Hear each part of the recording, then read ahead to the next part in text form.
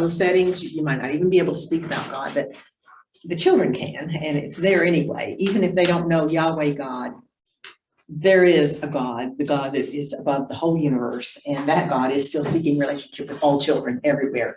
So I teach in settings where you're in public schools for teachers and stuff.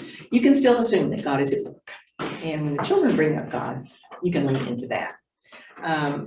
But the child's relationship with others is part of our spirituality and the child's relationship with self. Our basis around, you shall love the Lord your God with all your heart, soul, mind, and strength, and your neighbor as yourself, which we just heard about if you were in there with John Moore. Was it Moore? John Moore? That is our definition that we're using. And then what do we mean by resilience? Because we're talking about how children's spirituality can be a protective factor when trauma comes, when hardships come. So what do we mean by resilient? I think this is on your sheet. Turn on the back side, or those of you who have a second sheet at the top, it says process of adapting well in the face of adversity, trauma, or significant sources of stress. So adapting well, you know, kind of what does that mean exactly? And so this kind of spells it out. So if the child is exhibiting positive developmental outcomes under adverse circumstances, getting along with other children, listening to adults, doing well in school, well enough, and following societal rules, and they're avoiding negative outcomes such as aggressive behaviors, poor school performance, mental disorders such as depression, violence, or other antisocial behavior. I mean, there are a lot more tests you could do and all that, but essentially you can look at a classroom of children over a period of a couple, 3 weeks, and you can see kids who are having trouble with these things. They're not getting along, they're not following directions, or kids who are basically hanging in there doing right. Now, we all know that there are children who are following the rules and doing what they're supposed to do, who are internally just very hurt. And they learned how to look okay. So this isn't for sure. But the fact is, if you work with groups of children anywhere, anytime, there are going to be kids who are someplace in their life hurting. Something's going on. I told you in the earlier session that my family just didn't allow feelings. If you came out not happy, go back in your room till you can come out with a smile on your face. But you can go through life like this all you want to, and it doesn't cover what's happening. You learn to do this anyway, but that's not a healthy coping mechanism. It's better than going around like this, but it's still, we weren't allowed to reach in there and say, what's wrong, what's happening. Okay, where's it going with this? So we're looking for ways to help children become resilient, really live into a fuller life. How can spirituality do that? And some of these other factors that we've talked about already. Those of you who just came in, there's a list of 10 protective factors, by the way. Even if you were a wonderful, capable parent, you can still have a child who gets traumatized and you can't fix it and make it better. It's not like if you're just a capable parent, they're going to be perfect. We all know that's not true.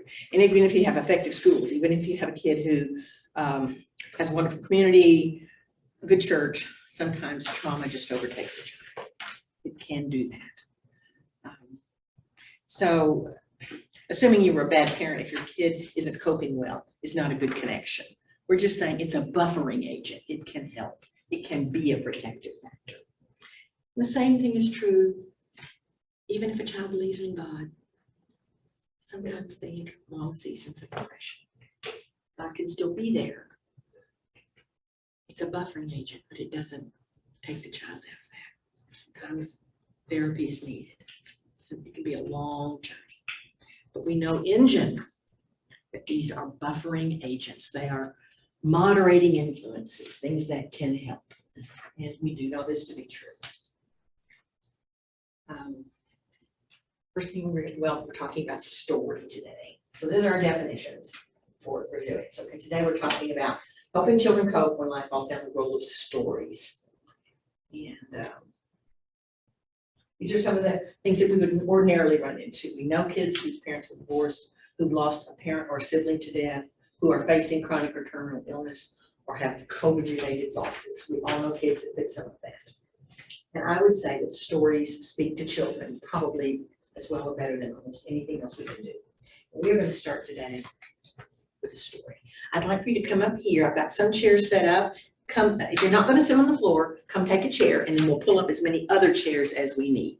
So everybody gets to come up here, and I'm gonna tell a story right here. If you sit on the floor, join me. If you cannot, we will make sure there are enough chairs for everybody. And I'm gonna sit right here. We'll bring up enough chairs that everybody will have a chair. And after I'm gonna wait and let you bring more chairs if we need it. Okay. Don't you love being the youngest? Yep, that's what I'm you in get the to chair do. next I have a title. You have a purpose. There we go. Yeah, so anyone who wants to sit on the floor, join us, and if you can't, feel free to take a chair. No, we're gonna bring chairs up. We got Do you want chairs. to move over there? Yeah, we got chairs for you. Somebody needs it. Somebody needs it. All right, we got two more chairs, we're good. We have one for you, Elva, and one for you, Ann. Yeah, so it's good. All good, all good. We got it. Actually, you'll need a crane to Oh, pick Hit me. maybe. Thank you for not stepping on my lap.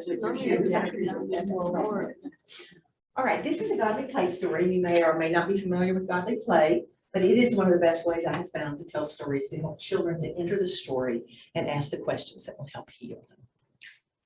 So we have a story with us today. It's in a box. Looks like it's kind of beat up, kind of an old box. This has a parable in it. And parables are old, like this box. They're older than you, older than me, older than even your grandparents. They're as old as Jesus. So it's old, but it's gold. It's a thing that come in gold packages are usually pretty important, pretty sweet, pretty precious, and parables are. And gold packages are sometimes like presents, and parables are presents to us. They've been given to us. We don't have to go buy them or get them anywhere. They already belong to us. So let's open and see what's inside. I wonder what this might be. You might answer. What do you think it could be? It could be grass. It could be, what'd you say? I know what else I'm here. Let's see, a folks board. What else? What did we say? Grass, Oh, lawn, golf, yes. Thank you. Good, all those things. So what else do we have to help tell our story? Oh, yes, this. Water. It looks like water, and you know, I think it is in our story. So the water hazard. The water hazard in a golf course, It's a okay. park. Do we need to move the camera though? Oh, I think it's working, but let me go check. yeah, that's great. We have this, so what do you think this could be? A lawn. A lawn. A road, it could be a road. Road, dirt. Or dirt. Here's another one. Oh. I've already cheated, so I'm not gonna. Okay. Ooh, here we go. Make sure it's not a sand trap. A sand trap. Here we go. We're doing the golf course thing. Okay, now what's it look like? Pen. A pin, and if we put one here, There's a room. okay, it could be a room, a pin. I wonder what lives in here. Ooh, we're gonna make it stronger first. There's another one. Log house. It could be a log house and people could live in here. What else? Barn. It could be for barn animals, really good. What else? A sturdy fence. Good fence. We still don't know what's gonna live inside it, do we? You can see, but others can't see. All right, we're pretty strong now. One more. And we are gonna make a gate. So we do know something's going to live in there. I was gonna say horse, but oh, it could be horses, but today it is sheep. We have, this is a sheepfold. And I wonder how many sheep. One. Excuse me. 3. 1. 5. No. What else do we have? We have something else.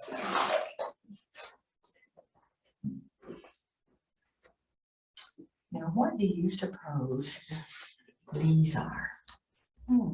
Holes. They look like holes, don't they? I'm gonna put them over here. They're dark. You can't see into them.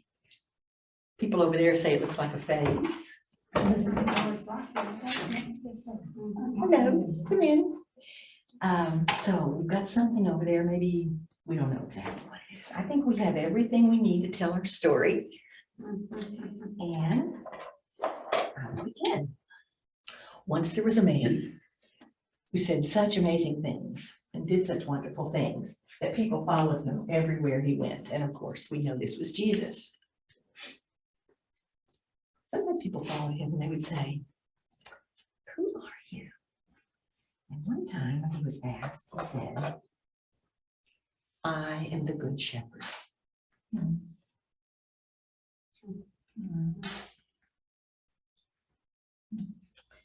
And my sheep have names. I've named my sheep. And my sheep know my voice. And they will follow me. And I lead them.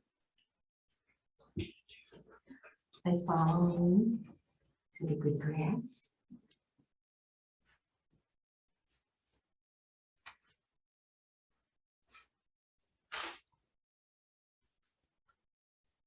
And I bring them to the still, cool, fresh water.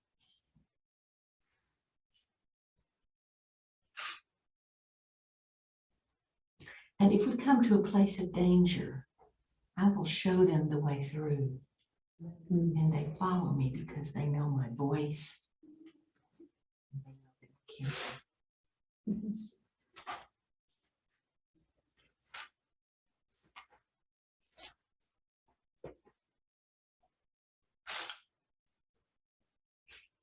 It wouldn't be quiet though in the classroom though. Everybody having their It input. is.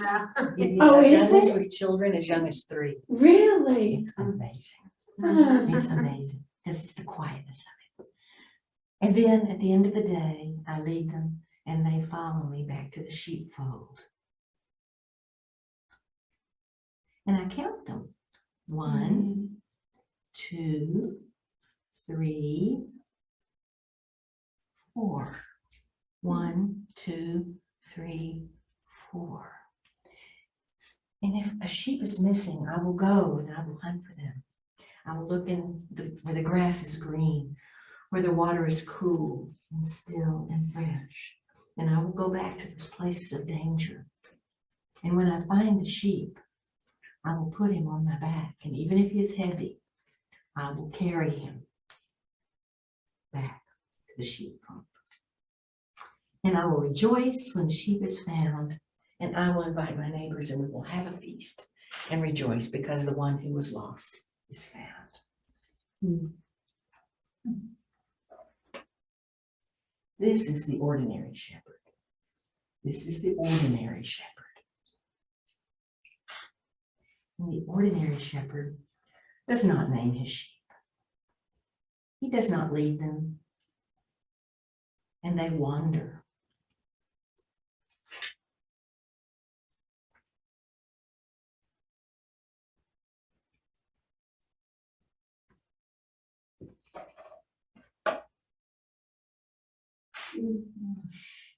And when the wolf comes, the ordinary shepherd runs away. The good shepherd will place himself between the sheep and the wolf, and he will give his life for his sheep.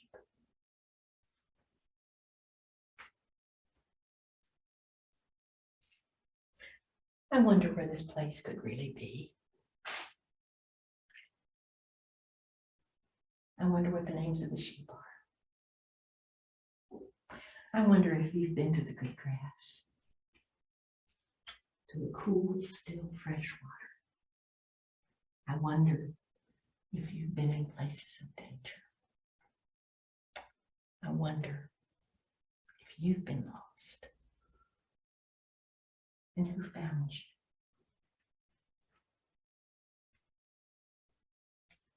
I wonder where this place could really be. Good shepherd. The sheep.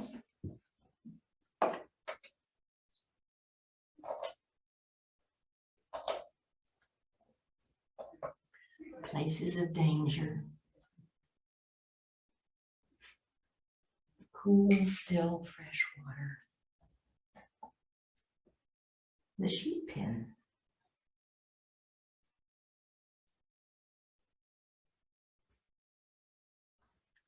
And grass.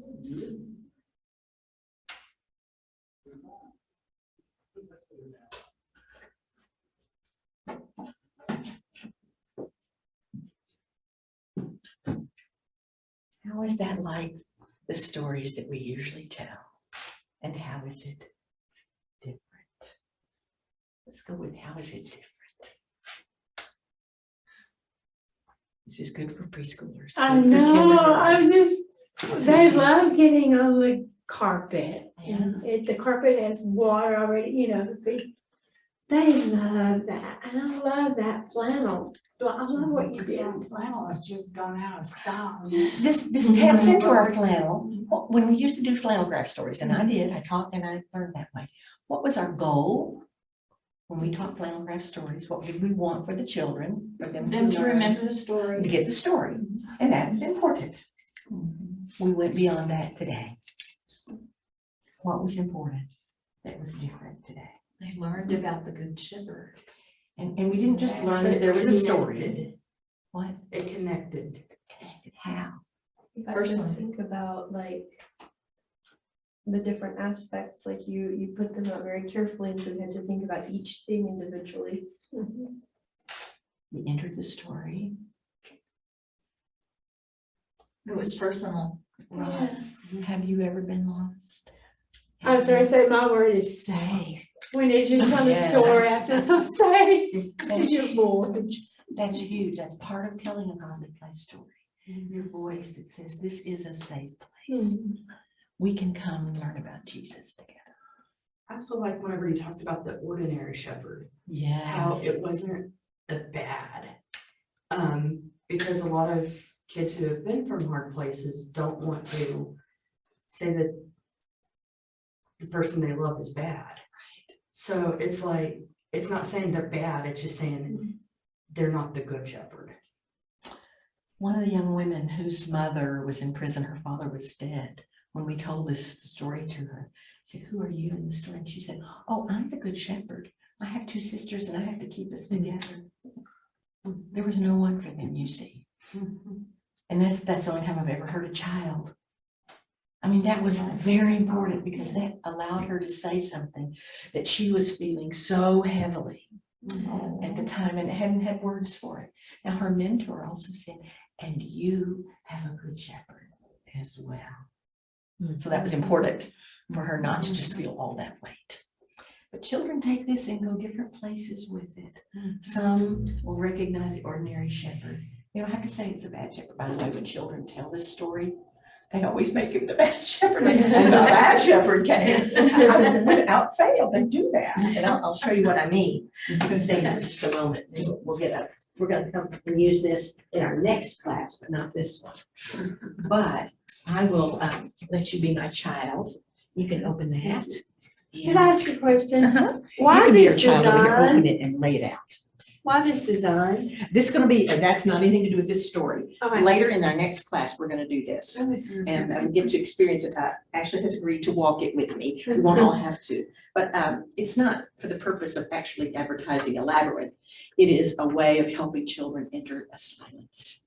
We'll get to that. So I hand this out to all the children afterwards and I let them alone. If you'll turn your green paper over the other way, it'll hold it better. That's all right, I tell them to. They get to tell the story themselves.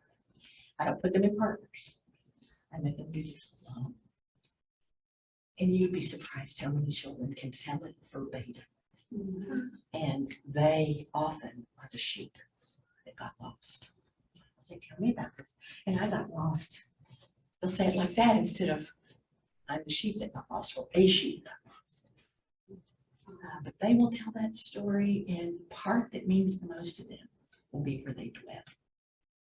And it's We have lots of these stories. You can get online and see different versions, different stories told in godly play manner.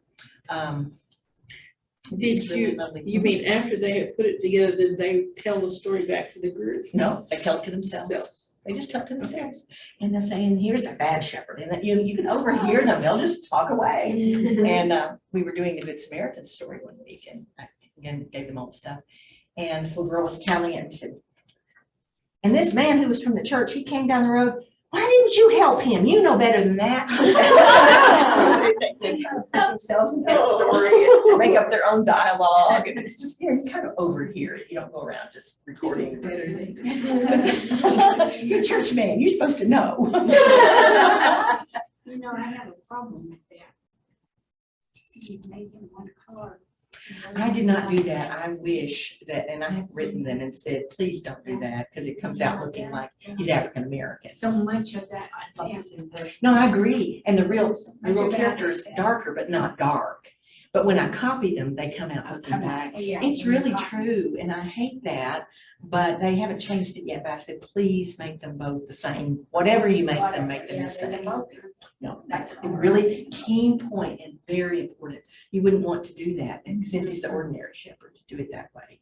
Because it comes out looking like you're making another statement that you're not making. That's very keen and very important, and something we always do need to keep in mind. Who is them? Oh, these people are, it's called Young Children in Worship. You can order all the things, but the main person is Jerome Berryman, and I'll share just a little bit about him and tell you about godly play. Young Children Worship uses the same material, same stories. Jerome Berryman worked with him, and then he went off on his own and godly play. See how she turned back the gate, and it's just, that's exactly what they do. They will really do it exactly. Some children, if you do this for a Sunday morning and you keep these boxes, and then every week they can go choose a box on their own. And some children will come back to this one over and over because they've been lost and they've been better. Some come back to another story, but it just depends on where they are. This is an important story for children. Well, thank you for entering my story with me. Stories are important, but it's the way we tell them that can just make all the difference. We are after connecting with Jesus. Our stories, I've taught since I was 11, taught Sunday school. I thought I was teaching the Bible so they would know the Bible. I didn't know I was supposed to be teaching the Bible so they would know God. That's a little different focus. I want them to tell the stories. There's nothing wrong with the stories. But why are they there? So that we can tell the stories? They're there because they tell us about God. And in my third session, I'm going to do things that help us do that. Taking the same story and just turning it a little bit and highlighting what God is doing, not just what Joshua's doing or Moses or someone else.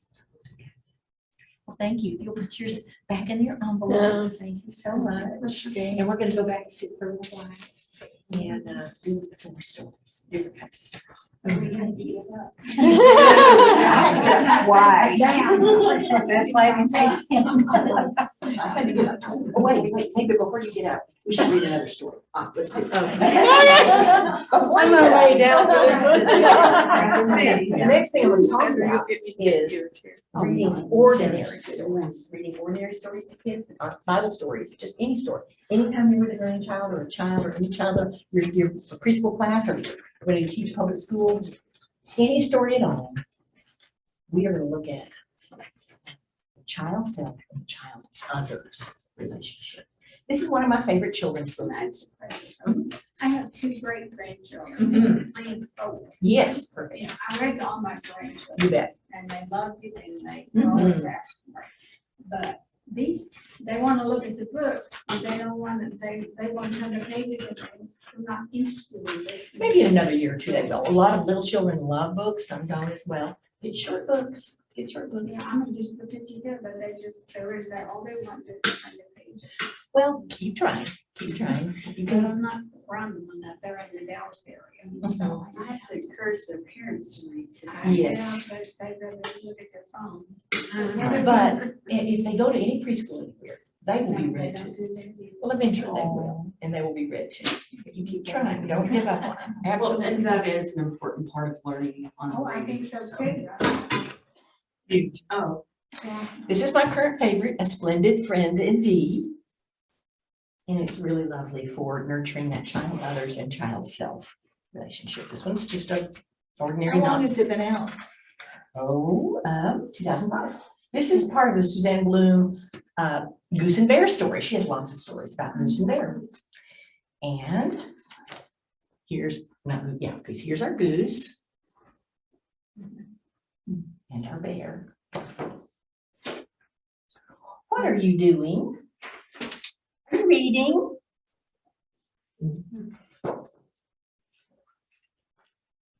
I like to read. No. Do you want to hear me read?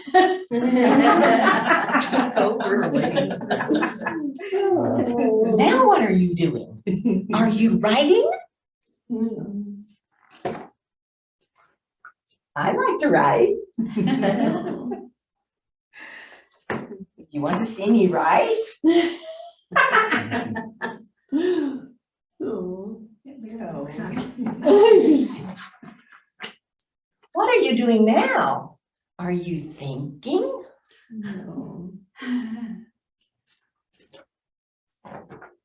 Thinking makes me hungry. Are you hungry? I think I'll go and make a snack. You say good. I'm back. I made a snack. I wrote a note. I'll read it to you.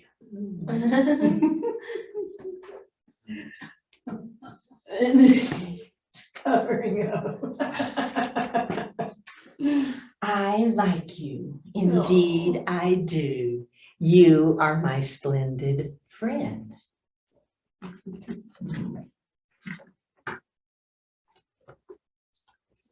Thank you. I like you too. Indeed, I do. You are my splendid friend. My splendid friend indeed.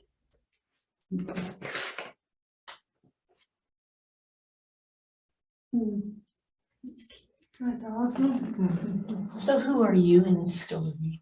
A crier. I try to ask them that I cry and everything. That duck.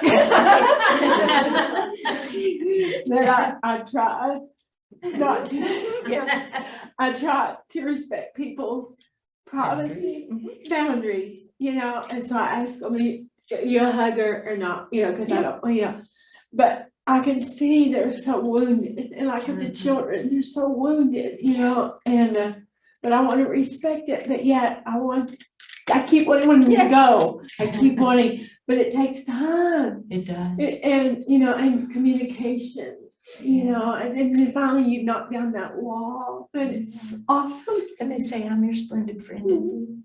So you're the goose. Does anyone else? Quack, quack. They're a goose. Anybody else think you're a goose? Yes. Okay. Now, if you were doing this with one child, you would say, are you a goose or are you a bear? And they'll mostly tell you. The other day we were reading this, and a 5th grade girl said, well, you know, I'm a goose with my older brother and I'm a bear with my younger brother. Perceptive. But see, that child thought about that. So it's child self, but she was saying it to her mentor. So that mentor got to know a little about her, that she adjusts who she is to who she's with, which is a mature thing to do. Some children will say, after you say, who are you? And then you say, do you, like, I'm the bear. Do you know anybody who's a goose? My brother, you know, or my sister, or whoever. That tells you about relationships, other relationships. So it's not what we're trying to pry, but especially with kids that you know, you want to know what's going on in them. It's a way of saying things like, tell me about your friends or tell me about your brother, without saying, tell me about your brother. You can just enter into this story and you can begin to see some things. It's pretty sweet. So this is an really ordinary thing. Even with children who aren't paying much attention, you could skip a page or two, just show them the goose, the bear. Oh, look, What do you like about the bear? What do you like about the goose? Well, this is what the goose said. And then, are you a goose or a bear? Even at 3 and 4, most children know if they're a goose or a bear. Or if they're sort of both, or they might say, I don't know. And then you can say, I'm a little bit of a bear. I'm kind of quiet. I wait for people to come to me. And then you can listen. They might not still respond, but often children can figure out, are you a goose or a bear? Depends on who. And I have my, oldest, as I told you earlier, he's a goose, came out of the womb as a goose. And the second one came out, well, I'm not really sure, I'm not really sure, I'm not really sure. He's a bear.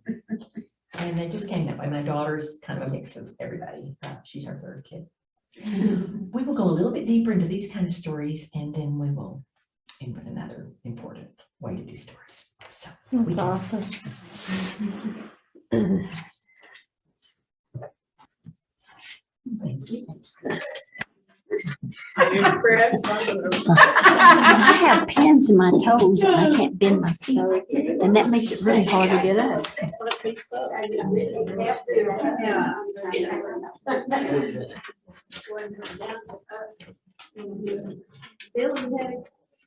That was good timing. I'm like, it sure was. This is Jerome Berryman. He's the one who wrote a lot of the God We Play materials. We can also purchase things from his company. It is, I think it's just get online about God We Play. You can find how to get things from them. It's very expensive stuff. I mean, I make everything I can, but those little people are very expensive. But if you have people in your church who can make little, cutouts and things, some people do cardboard. And just, make copies of the people and then put them on top of cardboard. Really cheap. But he has done work with children. He's worked on God We Play materials for 50 years. He says children they have existential limits. If they're dealing with their own existential limits, you're thinking, this seems a little too big for kids. The existential limits that they deal with are fear of death, threat to freedom, aloneness, and the need for meaning. Now, he says this is a huge part of children. I'm thinking, did I really feel any of that when I was a kid? I think of COVID. The people were dying, especially, little children were very concerned at the beginning. We all were. This is going to kill everybody. Of course, it didn't turn out to do that, but it killed a lot of people. So that the fear of death, threat to freedom, oh my, we were all stuck at home working on our computers. We didn't have freedom to go to the mall, to church, anywhere. So this generation of kids has faced all of these. Aloneness, again, all at our own little computers, doing nothing or trying to do our schoolwork. And why is this happening? Children did ask that, right? Why are we having to deal with this? Were we bad? It's everywhere. What's wrong? You had a comment or a question. Did you have a comment or a question? Oh, no. Okay.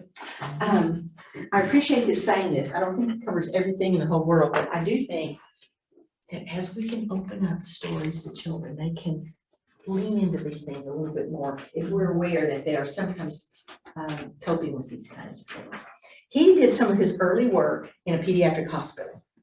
And he says it's hard to pretend that children are not aware of their existential limits in a pediatric hospital. God We Play is in a lot of pediatric hospitals. They have a whole God We Play room with lots of these boxes, and the siblings of those who are dying or critically ill sometimes come in and listen to a story.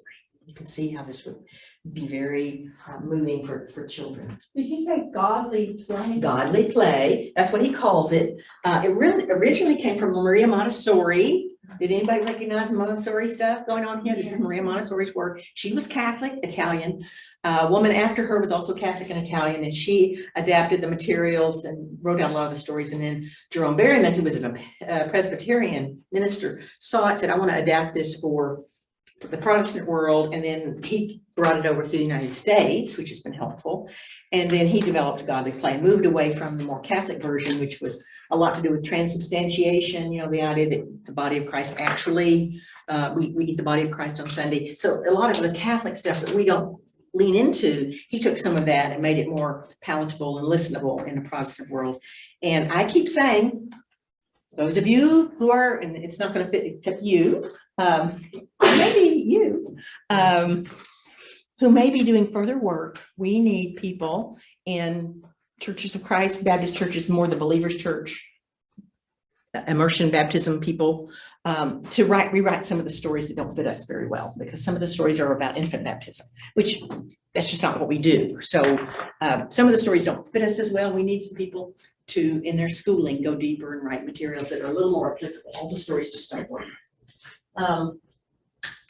So this is reading books together. We talked about that. I'm going to give you one more example from my granddaughter. This is Alexandra. She is now 19. She's 4 here. I'm embarrassed to say that when she was about 5 and 3, her brother was 3. I've had them over for a week in the summer. They live in Amarillo, and I had them to our house. At that time, we lived in Arkansas, Silent Springs, and they stayed with us for a week. And Alexandria has a very high emotional quotient, which means she really reads everybody's emotions and her own very well. And she, I'm sorry to say, took advantage of her younger brother. And she would say things like, "I can beat you to the door," and she'd take off running, and he'd be going, you know, "Beat ya!" And she was like that. And you know, I call it impish, but actually, you know, it's just mean. It made me really sad. And it was really hard for me to have them together. And later, when they had 2 more kids in that family, I would have the first and the 3rd kid and the 2nd and the 4th kid, because she kept that up for some years. I'll tell you the end of that story in a minute. So I read to her Anansi and the Moss-Covered Rock when she was 6. This is about a spider who takes advantage of all the animals in the woods, and he tricks them into going to a coma state. And then he goes and steals all their food. So he gets the elephant's food and the hippo's food and the giraffe's food. And so he's called Anansi. He's a tricky spider. And if you'll see up in here, the little bush deer is watching what's happening. In the end of the story, the little bush deer comes into the story, and she turns the tables and tricks the spider. And he falls out to a coma, and she takes all the food back to all the animals. And at the end of the story, I said, as I've had said to many children, "Who are you in this story?" Every single child I've ever read this story to always thinks that they are the little bush deer, because, you know, they're going to be the hero. Guess what? Alexandria said, "I'm a spider." Well, I knew she was the spider. I didn't know she would be willing to say she was the spider. She said, "I'm a spider." And I said, "Why?" "I like to trick people." I knew that. But she told me, and I tell you, we have a great relationship. The last time we were together, she's married, by the way, and I took her out for coffee when I was visiting in Amarillo, and she said at the end, "Do you think we could do this the next time you come?" I mean, not all 19-year-olds want to do that with their grandma. We have a good, rich relationship that's grown up with her. She still uses her high emotional quotient, but she uses it for good now. Well, at the end of this, and she said, "Oh, I'm also the little bush deer." And I said, "Oh, tell me, why are you the little bush deer?" And she said, "I like to spy on people." Is that not hilarious? I just thought that was amazing. Here she is. You can catch that look. She was about 10, but she kept up with this for several years. So here they are, as 4 of them. Look at this relationship. Yeah, not so good, right? And this little guy takes care of his little sister. Is that not amazing? I mean, it just captured it. I was just great. But it's been a lovely thing to see them grow up and to have that same relationship with all my grandkids. It's different with each one of them. But asking that question has helped me know them. And eventually, and when Alexandria started this, she said, "Who are you in this story?" And I learned to be honest and to say who I really was. And she learned after a while to say, "Why?" And her younger brothers and sisters have picked up on that. It has been a wonderful relationship building thing. So important in growth and development. Reading books together. This is reading Nana Upstairs, Nana Downstairs. This is about a little boy whose grandmother and great grandmother live in his house, and eventually over a period of years, they pass away.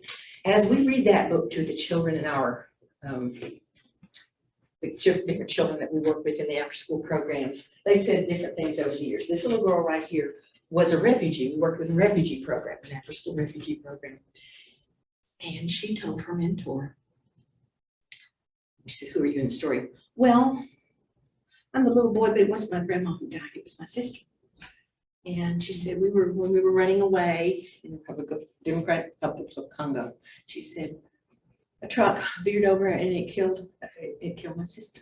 Ran into me and it broke my leg. And we were 6. It was her twin sister.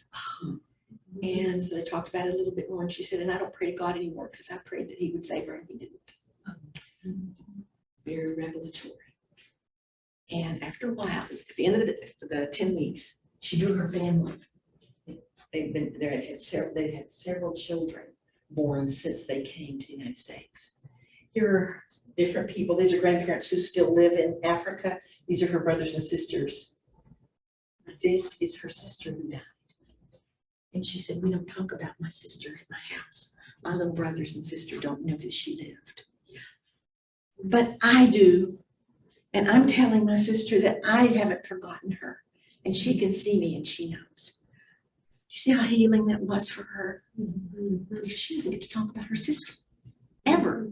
Isn't that just amazing? But a healing moment because of a story we read. Children will tell you things when they enter stories with you. And you want to know your children. And they want to know you. It's part of who we are as spiritual beings. He made us for relationship. What we can do is to construct with the children a bridge from their already existing spirituality to the actual experiences of their lives. Believing as we do, and research supports, that this connection in some inequitable way yields resilience in children. But you can see, elaborate. You can see how all of these experiences build toward who children are. We want them to be whole beings. We've tended to think of children as spiritual beings only in their relationship to God, but it is all of it. It's all of it.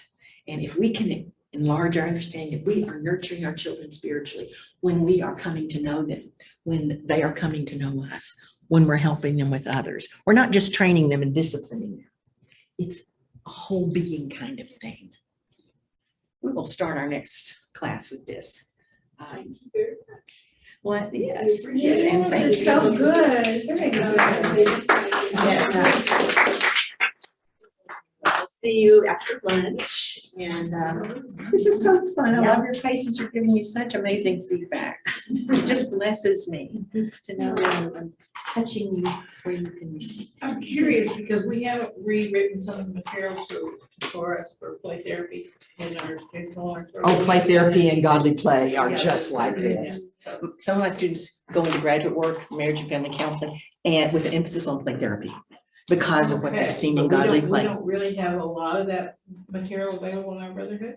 No, this is new everywhere. It's brand new in Churches of Christ, but I mean, this has been primarily the domain, godly play has been the domain of the Catholic Church, which is called, it's Catechesis of Good Shepherd there, the Episcopal Church, and the Presbyterian High Church liturgical people. They do the church calendar and they do a lot with vestments and colors. It's not bad stuff. It's just not what we do. But the stories are Bible stories. Yeah. And most of the stories can be used pretty much as they are, but I'm writing a paper. Children are in trauma and all sorts. Oh, lovely things. But I'm writing a paper on what's wrong with godly play as it stands.